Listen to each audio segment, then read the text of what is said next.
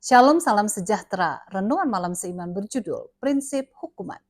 Sebab upah dosa ialah maut, tetapi karunia Allah ialah hidup yang kekal dalam Kristus Yesus Tuhan kita. Roma 6 ayat 23. Kematian adalah hukuman yang paling tinggi sebagai akibat dosa. Semua orang yang menolak keselamatan yang diberikan Tuhan akan mati untuk selama-lamanya. Tetapi ada sebagian yang melakukan dosa yang keji, kejahatan yang mereka senangi, sehingga menyebabkan orang-orang lain sengsara.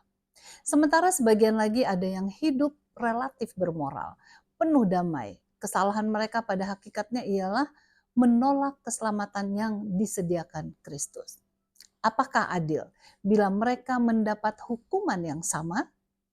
Kristus berkata dalam Lukas 12 ayat 47 dan 48 bahwa adapun hamba yang tahu akan kehendak tuannya, tetapi yang tidak mengadakan persiapan atau tidak melakukan apa yang dikehendaki tuannya, ia akan menerima banyak pukulan. Tetapi barang siapa tidak tahu akan kehendak tuannya dan melakukan apa yang harus mendatangkan pukulan, ia akan menerima sedikit pukulan. Setiap orang yang kepadanya banyak diberi, daripadanya akan banyak dituntut. Dan kepada siapa yang banyak dipercayakan, daripadanya akan lebih banyak lagi dituntut.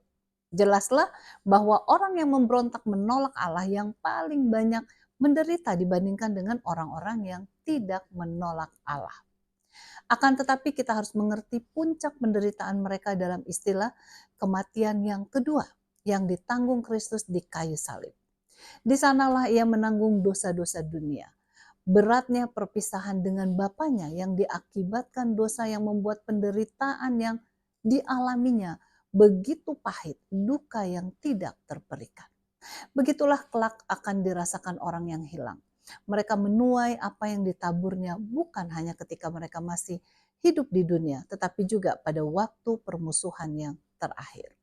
Di hadapan Allah, kesalahan yang mereka rasakan karena dosa-dosa yang mereka lakukan akan membuat mereka menderita sengsara tak terperikan besarnya. Semakin besar kesalahan mereka, semakin besar pula penderitaannya. Iblis, si penghasut dan penganjur dosa, akan paling menderita.